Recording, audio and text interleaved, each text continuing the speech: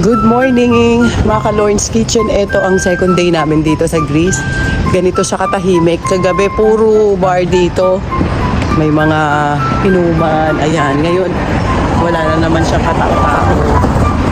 Sa breakfast area eh. Yes, kasi meron pa kami free ang breakfast na kinuha na hotel ni External siya eh. Habi. Kaya ayan, Grabe naman. sarado pa sila.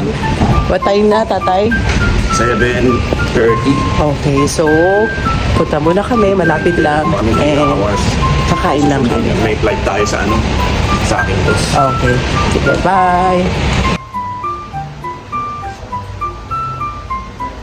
Ang maganda dito guys, sa kinuha naming hotel is accessible siya sa lahat. Malapit siya sa lahat. Sa restaurant, sa mga may shopping center din dito. Kung gusto mong mamili. So, hindi ka na magta-taxi para sa mga gusto mong bilhin. Kasi pagbaba mo, andyan na lahat ng kailangan mo. Ay, nadaanan natin to.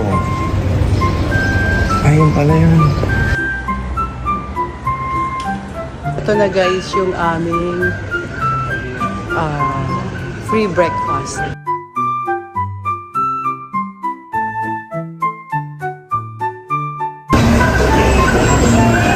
Yan, pura vida na yan. Breakfast tayo dito.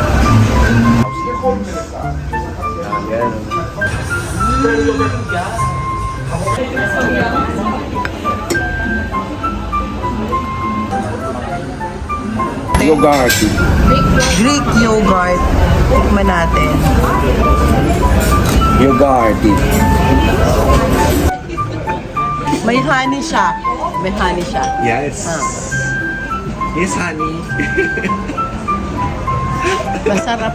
Masarap siya. Yes, honey. Yes, Hindi sa yogurt, pero honey. ano, masarap para sa'yo. It's good with honey. Eto, Ramon Haobochi. Favorite, eto mahilig to sa yogurt eh. Okay, enjoy the Half maasim, yogurt. half sweet.